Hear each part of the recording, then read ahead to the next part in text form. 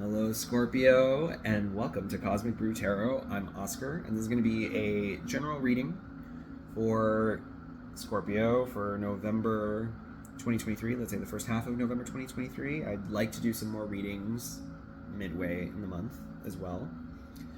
These are going to be signs from the universe.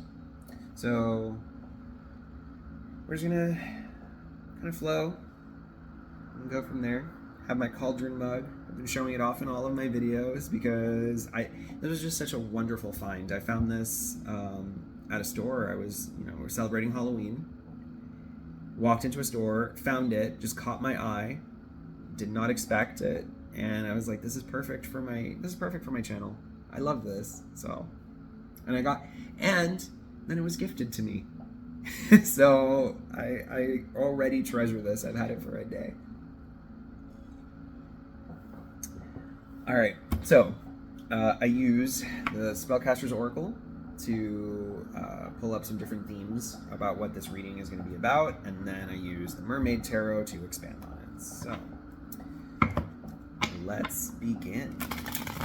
This is for the sign of Scorpio, whether it's your sun sign, your main sign basically, or it features prominently in your chart, or it's an important placement in your chart that you're interested in, or it's in someone else's chart that you're interested in. Know that this is still a collective reading, which means that not everything is going to apply to every Scorpio everywhere. So this is your time to train your intuition and your discernment into deciding and understanding what is for you and what is not, what's resonating and what does not.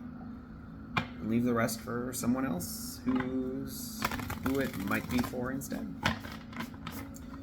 You're going to take away what you take away from this, one way or another, right? It might be big, it might be small, it might be nothing, it might be everything.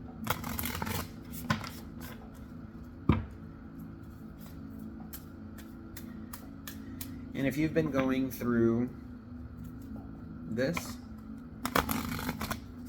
or you've been through it before, and you're like, no, I've closed this out, I'm not experiencing this now. It could be a message for you to just kind of reflect on that time and how far you've come from it, or what you would have done differently had you known then what you knew now. Or maybe this is a future situation that if you reflect on, you're prepared for, right? You're better prepared for it, I mean. I don't think you can ever really truly be prepared for when stuff happens. All right, we're gonna go 3 cards for Scorpio. First one, animals. Second card, friendship. Third card, psychic abilities.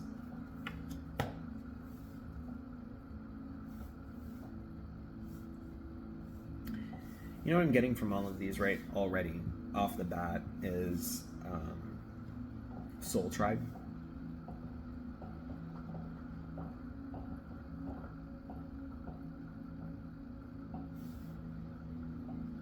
I think you're seeing very clearly who are your real friends.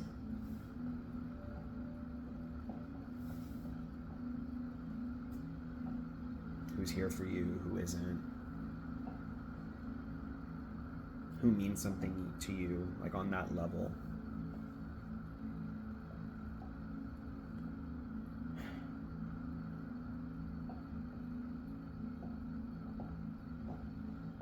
This very oneness kind of energy. It's actually really, really nice. Certainly not what I expected from a Scorpio reading. But let's see. We're gonna go ahead and do some cards. I feel like, especially with this animals card, animals is like one of the harder cards in this oracle deck to interpret, right? Because it's so odd when it comes to our problems, but really animals have so much to teach us.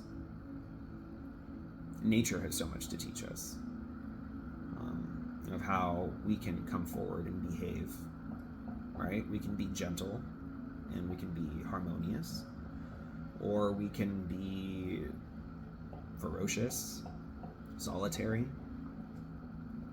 There's all kinds of creatures on this planet, you know, with all kinds of energies. And being able to feel like you're a part of something, it's meaningful. It's meaningful. And it really helps when you have a support network like that to really help see things clearly.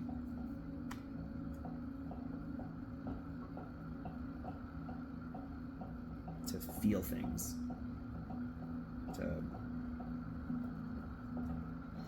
I'm getting a lot of like intuition vibes from this, not just because of psychic abilities, but because friendship, right? Like there's this glowing in the chest and then like hovering up top, and even like this glow here on this person's forehead, just like this third eye on psychic abilities.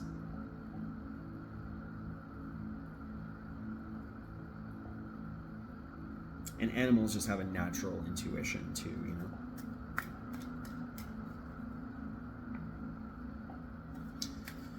3 cards for animal, please. 2 of Swords. Ace of Wands in reverse.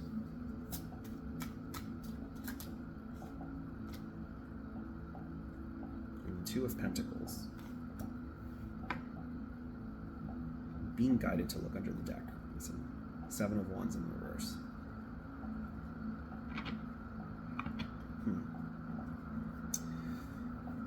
Well,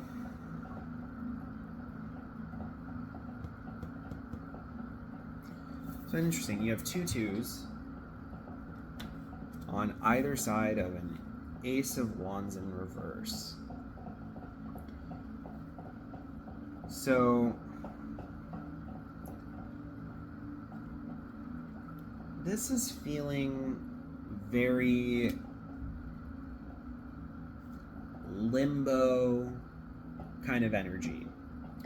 2 of Swords is a card of indecision. Although with this 2 of Swords, it's interesting, right? Usually it's one person holding up 2 swords, but in this case it's 2 people clashing. Like, this is my sword and then this is your sword. Which one will come out victorious, right? It's almost like instead of one person being indecisive, it's 2 people that cannot and will not come to a consensus. And then the 2 of Pentacles is about juggling all of the different, you know, responsibilities and things that you have to do in your life, right? Career and family and friends and me time, very important. And I feel like it's just draining. It's not inspiring. It's actually, this is some difficult energy. Because, you know, on one hand, you're juggling all of this stuff, and one of the things that you're juggling is this garbage. is having to stand your ground against somebody that wants to prove themselves correct.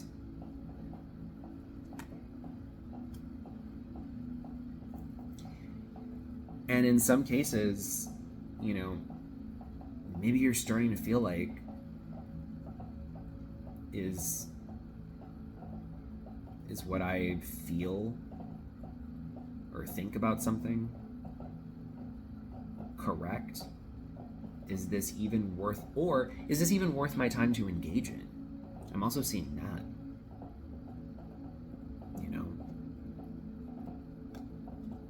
I'm doing my best to juggle it, but I don't really know how this fits. I don't know if I should fight for this longer. I know that I need to stand up for myself and keep standing up and doing what I do, but I don't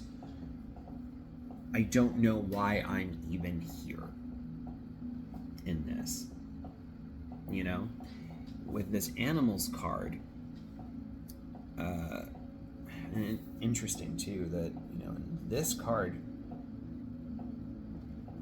is a rabbit juggling, hopping around. And rabbits tend to be like their prey, right? So the fact that they're stuck juggling all of this, right? It makes them vulnerable to predators. I don't know why I'm saying that. The reason I brought this up was because, you know, I mean, I guess this makes sense. Whatever animal you end up being, right? You have to kind of like work with your advantages and your disadvantages, right? There's really not much say that you get in it. You find yourself in an environment, you have these abilities. You're fast, you have good eyesight or good smell, or you know, you can dig holes, climb trees, swim, whatever, right? And you just got to work with that. You got to work with that energy. But one thing that you do not like the feeling of is being a sitting duck.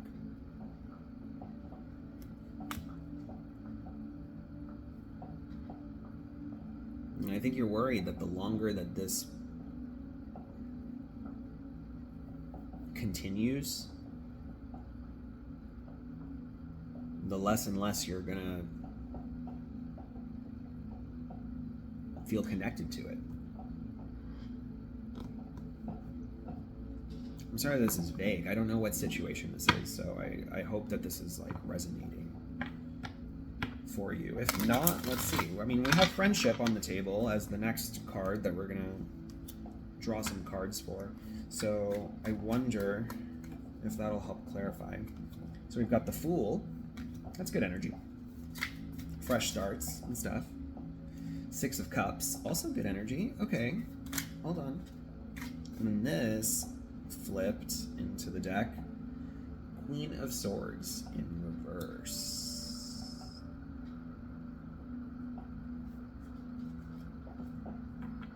Okay. So, with the Fool, fresh starts. Leap of faith.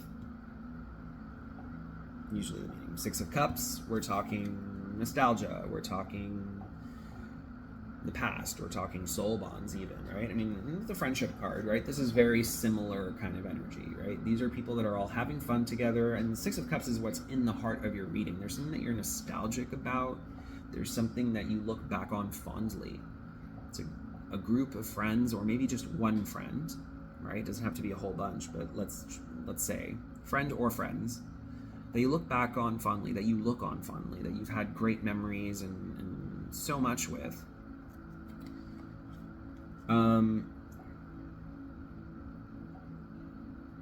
But then you have your Queen of Swords in reverse. And this feels like, if this isn't a person, right, whoever this is here in your Two of Swords, fighting you, which let's say that they are, right? Because, I mean, this person with the white hair kind of mirrors this queen with the white hair, even though this one's more of a masculine figure, right? I'm kind of getting that.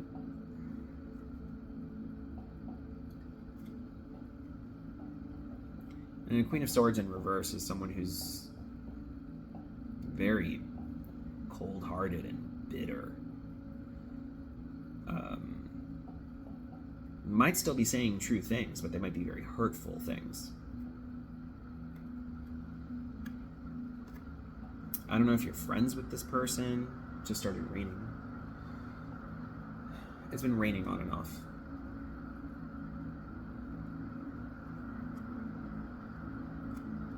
I'm taking that as a sign that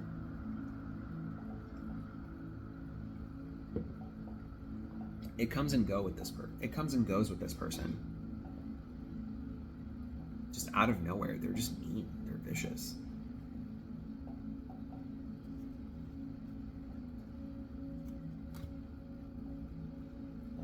And you do your best to juggle that, right? You're just like, that's just the way that they are.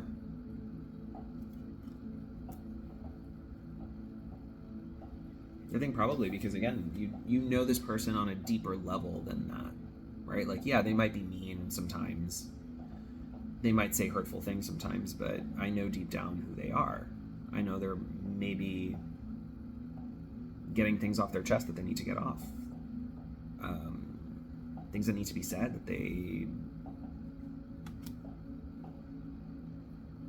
but they're just doing it in the wrong way, and this is energy that's like at odds with you. I mean, I see someone that wants to move on to new shores. And I say that because of this Fool card, right? She's literally just walking onto new shores.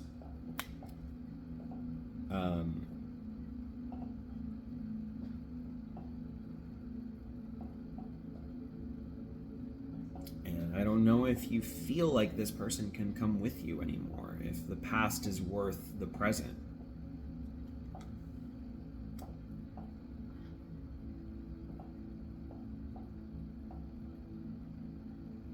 You can certainly wish them the best, and you can certainly hope that they get over whatever this is, right? But like, they can stop being this way. You really wish that you wish the best for them.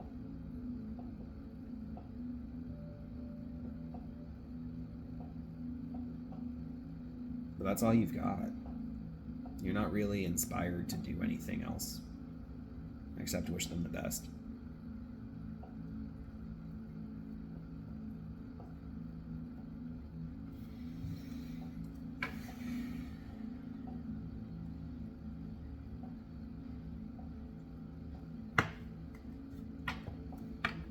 Let's get 3 cards for psychic abilities, please.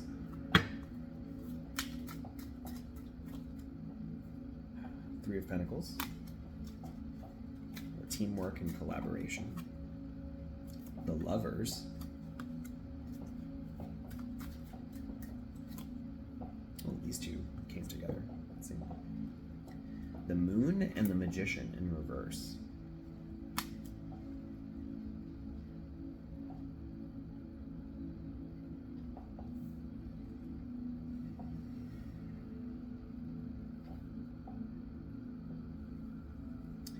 Psychic abilities.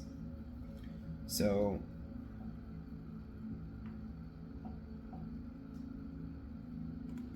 what's interesting to me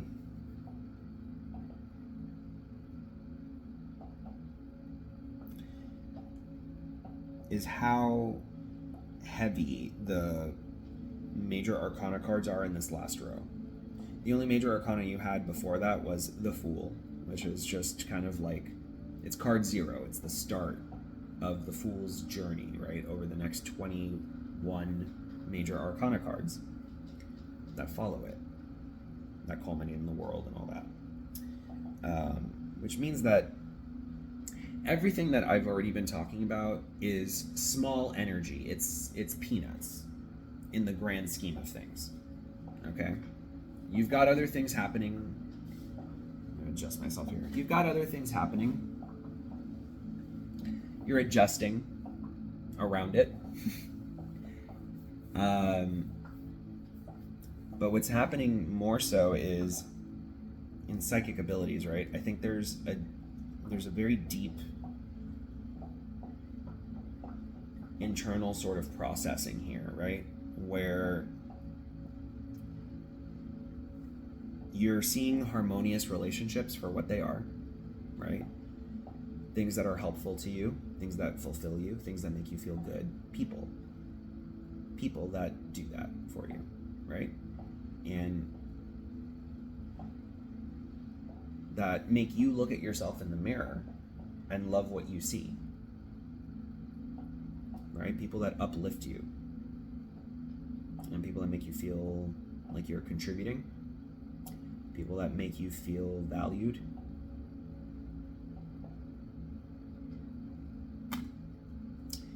And then on the other side of that are these people. This is what's underneath this Queen of Swords.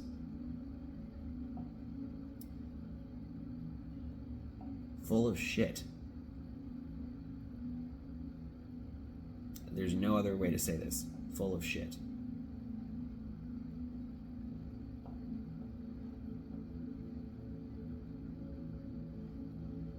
I don't even think that they know that they're full of shit.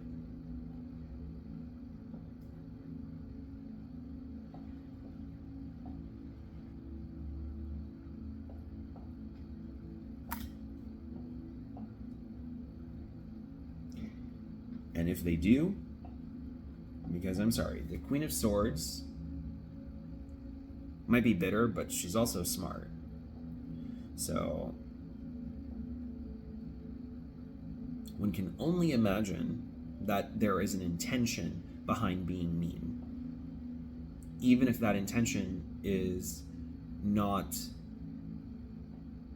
the intention this person thought, it might be an impulsive intention. Like, for example, I know that I'm going to say something that really hurts this person, and then hopefully that will get them to do this. So, like, their intention is one step ahead of the hurt that they inflict. Does that make sense?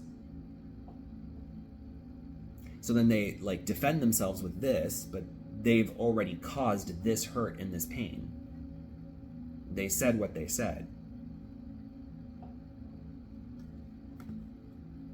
They're trying to get to what they want by causing problems, instead of finding better ways to say what they need to say. Which is why you're at this deadlock with them. Like, no. I love you, but no.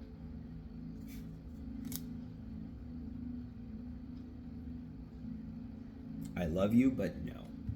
That's that on that one.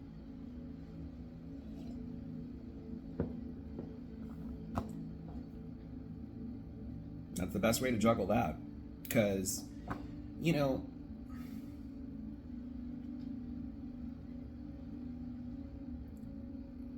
sometimes it's better to just say no.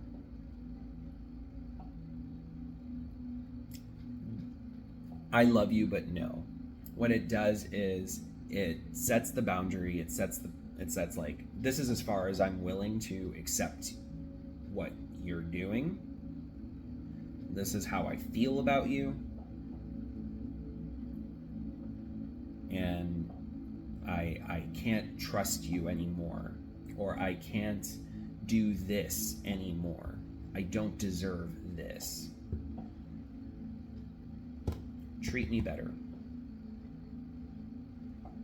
In the meantime, while you figure out how to treat me and maybe other people around me and around you and us better, I'm going to be over here, not dealing with you. Because no. Because no. That's your answer. Because no.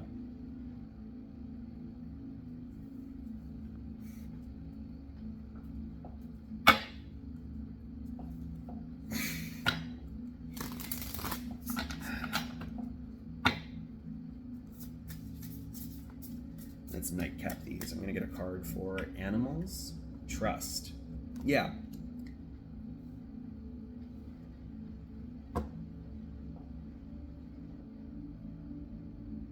You know what you can trust.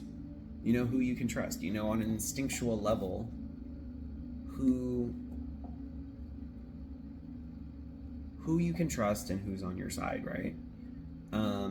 And maybe you can trust that by saying what you are saying, you can get this Queen of Swords to, like, back off and hopefully, like, go right side up. And, you know, you can still be the witch. I say that instead of a bee, even though I curse all the time. You can still be that person that says it like it is, but you got to respect the people you love, or that you supposedly love, right? To not cut them with what you're saying in such a way that it's like, I need to cut you out of my life.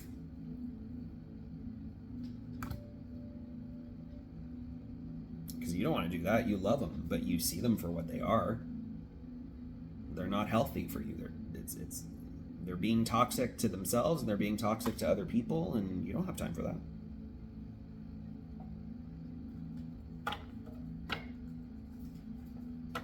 Trust yourself on this one. Trust yourself, and you know who to trust, right? It's very simple for you. I know you know. I know you know. Friendship. Happiness. See? There's happiness. Six of Cups. Just because there once was happiness with this Queen of Swords, and again, and something I should say is, and every tarot reader says this, is like, this doesn't have to be a woman, right? It's not a female energy. It's just a feminine energy, but doesn't necessarily mean that you have to ascribe it to someone feminine, right? It's just someone who is in this vibe of being cold and bitter and saying hurtful things, right? That doesn't bring happiness, does it? That's not cool. That's not chill. What's your beef? What's your beef, lady?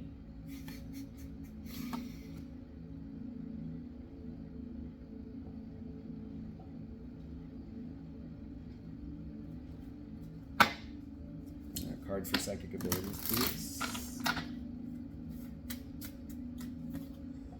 Passion. Yeah.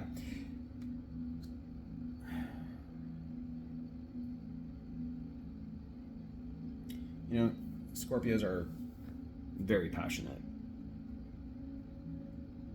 You know, this is like lots of fire energy and stuff.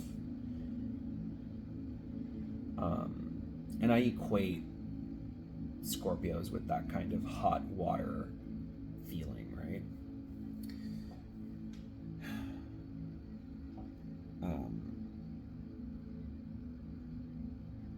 I think you know that there's good fires and bad fires, right, that happen inside. And the good fires look like this.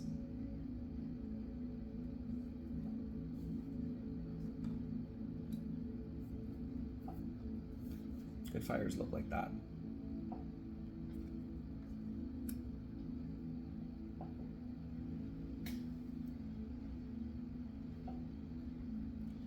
When you're feeling fires that are not that, the angry fires, or the dimming of your good fires, the draining of those good fires, that tells you everything that you need to know.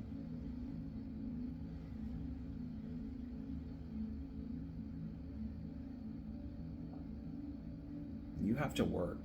You have to work to keep this kind of thing alive, you know? This is what the Ace of Wands is. Ace of Wands is passion. It's brand new beginnings, passionate beginnings, but they're just hindered. They're not coming to fruition because you're juggling something that it's at a standstill, and it's stressing you out. I don't know, stress. I don't think it's stressing you. Maybe it's not stressing you out. I think it's just because, like, I think it's, you feel how it could stress you out if you gave into it. That's what it is. But you don't give into it. I hope you're not giving into it. And if you are, imagine what would happen if you stopped giving to it. Feel what that feels like. Imagine that feeling. Sit with that feeling and tell me, does that feel better than what you're going through right now? Because if so, that's your answer.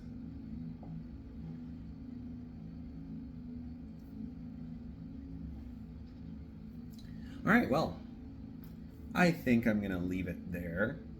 Thank you so much. If this resonated, please like, share, subscribe, comment. Definitely let me know. I'd love to hear from all of you. And yeah, be well and take care. And thank you for being a part of this wonderful cosmic brew.